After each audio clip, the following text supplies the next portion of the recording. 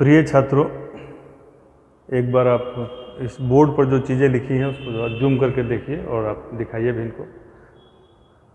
इस पर मैंने लिखा है 68 BPSC PT 2023 impact of negative marking. आज हम इस मुद्दे पर बातचीत करेंगे और उसके लिए मैंने कुछ केसेस लिए हैं, उन केसेस पे बात करेंगे और उसके आधार पे हम लोग यह तय करेंगे कि क्या करना चाहिए, what must be done in this PT regarding negative marking and its impact. Negative marking का क्या प्रभाव पड़ने वाला है और उससे कैसे निपटा जाए, इस पर हम आज बात करेंगे। और उसके लिए मैंने कुछ आपके आंकड़े लिखे हैं, तो इसको थोड़ा एक बार जूम करके आप देख लीजिए, ठीक है। आइए शुरुआत करते हैं। देखिए, इस बार जो 68वीं बीपीएससी की प्रारंभिक परीक्षा होने जा रही है, नंबर ऑफ क्वेश्चन के मामले में सेम है, 150 क्वेश्चन है। नेगेटिव मार्किंग पहली बार इसमें इम्पोज किया गया है, जो 0.25 पर क्वेश्चन है, यानी कि 1/4। इसका सीधा अर्थ यदि आपको समझना है तो जानिए कि यदि 4 सवाल आप गलत करेंगे तो 1 सवाल का मार्क्स आपका काट लिया जाएगा, यानी कि यदि 4 गलत उत्तर पर 1 सही उत्तर भी प्रभावित हो जाएगा, ठीक है। और यदि आपने 5 सवाल में से 1 सवाल भी सही कर दिया तो आप न तो फायदे में रहेंगे न तो नुकसान में रहेंगे। ये इसका सीधा और सरल फंडा है। तो आइए हम देखते हैं कि क्या क्या स्थिति बन सकती है और छात्रों को क्या निर्णय लेना चाहिए। तो यहाँ हमने जो देखा कि 5 केस की कल्पना की, यानी 5 परिस्थितियाँ हैं। एक परिस्थिति है जिसमें कि विद्यार्थी 90 अपने हिसाब से कंफर्म सही करता है, उसको लगता है कि मैंने 90 कंफर्म किया है। जैसे परीक्षा से आने के बाद विद्यार्थियों से मेरी बात होती है, तो सर इतना मैंने किया है। तो मैंने ये नोटिस किया कि जो 110 बोलता है उसका 100 के आसपास आके मामला टिकता है। तो जिस विद्यार्थी को परीक्षा हॉल में यदि 90 लग रहा है तो बहुत संभावना है कि वह 80 पर आके कन्फर्म टिकेगा। 90 अटेम्प्ट पूरा कर देता है कन्फर्म, और बचे हुए जो 60 सवाल हैं, यानी 150 में से 60 बचे हुए हैं, तो उसमें एक भी वह छोड़ता नहीं है और सारा कर देता है। उस केस में इस 90 में तो उसका घट के 10 ऐसे ही 80 मिलना है, 90 माइनस 10 80।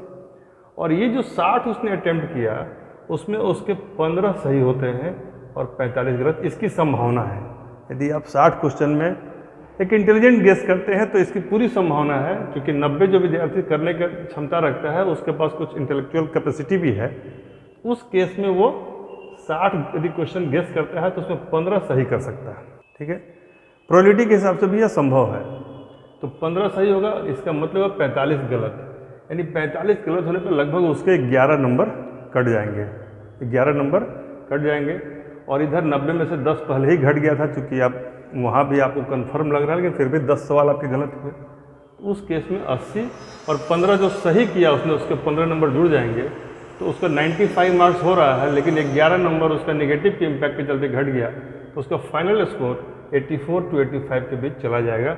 जो कि इनिशियली यदि वो 90 करके छोड़ देता, उस केस में उसका 80 के आसपास जाकर रुक सकता था। हो सकता था कि 85 पे भी आ जाता, लेकिन बहुत संभावना है कि 10 सवाल इसमें गलत होता। तो इस 10 गलती काटने के बावजूद भी अटेम्प्ट करने के बाद उसके ओवरऑल पॉजिटिव रिजल्ट रहे हैं।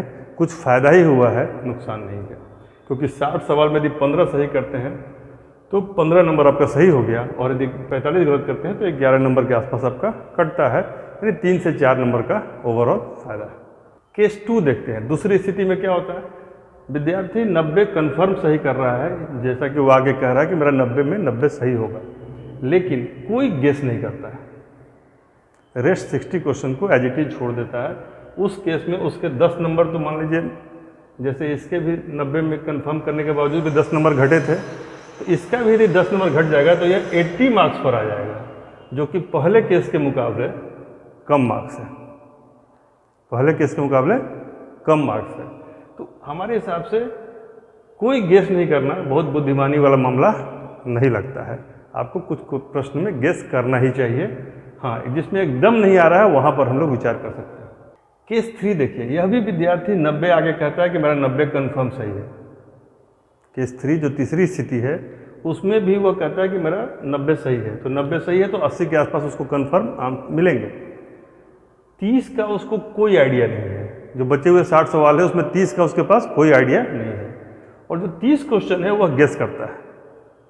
तो इसमें 30 में तो उसको कोई रिस्क नहीं है। जो गेस कर रहा है इस गेस करने में, चूंकि एक इंटेलिजेंट गेसिंग कर रहा है, इसने 30 वैसे सवालों को छोड़ दिया जिसमें गलती की संभावना ज़्यादा है। या हाई रिस्क सवाल उसने HR इसको यदि लिखा जाए हाई रिस्क सवाल तो छोड़ दिए, और लेसर रिस्क वाले को पकड़ा है, इसमें संभावना है कि 1/3 वो सही कर लेगा, क्योंकि उसने सेलेक्टिव गेसिंग किया है। इस केस में इसमें 1/3 यदि गेस का काम रहे, जो यहाँ पे 1/4 था, क्योंकि इसने हाई रिस्क को भी इन्वॉल्व किया था, यहाँ हाई रिस्क इन्वॉल्व नहीं है। इस केस में इसके 10 सवाल सही हो सकते हैं इस 30 में से, और वैसे में ये 90 में 10 घट के 80 तो पहले ही मिलेगा, जब बाकी सबको 80 ही हम दे रहे हैं तो इसको भी 80 ही देंगे। तो उस 80 में ये जो 10 ये सही कर रहा है वो उसको यदि जोड़ दिया जाए तो यह हो जाएगा 90, और जो 20 सवाल उसने गलत किया उसके बदले 5 उसके और कम हो जाएंगे, तो यह केस फिर आ जाएगा 85। यानी इन तीनों में सबसे बेहतर स्थिति में है ये। यहाँ 84 था, यहाँ 80 है, और यहाँ पर 85 है। तो इंटेलिजेंट गेस करने वाला व्यक्ति एक लेवल से ऊपर है तो बहुत अच्छा है। अब आइए एक चौथा केस एज्यूम करते हैं जिसमें कि विद्यार्थी थोड़ा इन सब के मुकाबले ज़्यादा तेज है, और वह कहता है कि सर मैंने 100 में 100 कन्फर्म किया अपने हिसाब से, या 100 में 100 सही करके आया है, और मात्र 50 क्वेश्चन उसने छोड़ा है। इस 50 में उसको 20 का कोई आइडिया नहीं है, क्योंकि ऐसा जब जो आदमी 100 सही कर सकता है उसको एकदम ऐसा तो नहीं होगा ना कि बाकी का कोई आइडिया नहीं हो, तो लेकिन हाँ एक छोटे से दायरे में, यानी 20 क्वेश्चन में उसको कोई आइडिया नहीं है, लेकिन 30 क्वेश्चन का वो इंटेलिजेंट गेस करता है। क्योंकि ये विद्यार्थी 100 कैपेसिटी वाला है, तो यह 30 जो गेस करेगा इसमें भी संभावना है कि 1/3 ये सही कर ले, क्योंकि इसने हाई रिस्क वाले क्वेश्चन को, जो इसके हिसाब से हाई रिस्क के क्वेश्चन है, उसको इसने पहले ही छोड़ दिया कि नहीं करना है। तो ये जो 30 में इसका यदि 10 सही हो जाता है, जिसकी पूरी संभावना है, उस केस में इसका 100 + 10 यानी 110 इसका एक स्कोर आ जाएगा, और जिसमें से जो 20 गलती होगी इस 30 को गेस करने में, उसके यदि मार्क्स को हटा दिया जाए तो यह 105 पर जाकर टिकेगा। यानी जो इसकी कैपेसिटी थी 100 की, उससे यह ऊपर चला गया। ठीक है, यदि इस 100 में, चूँकि यह हाई रिस्क वाला व्यक्ति है, इसने 100 सही किया है, तो यदि 5 नंबर इसमें, जैसे इन लोगों के हमने 10 काटे थे, इसका हम 5 काटते हैं, उस केस में भी यह 100 पे आके फाइनली टिक जाएगा। यानी निगेटिव के में गेस करने के बाद ये जो नीचे आने की प्रोबेबिलिटी थी उसको यह काउंटर करके फाइनल स्कोर इसका 100 के आसपास रहेगा। उसी तरीके से केस 5 देखिए, एक कमज़ोर विद्यार्थी है, बिगिनर है, और 60 क्वेश्चन से उसको आता है।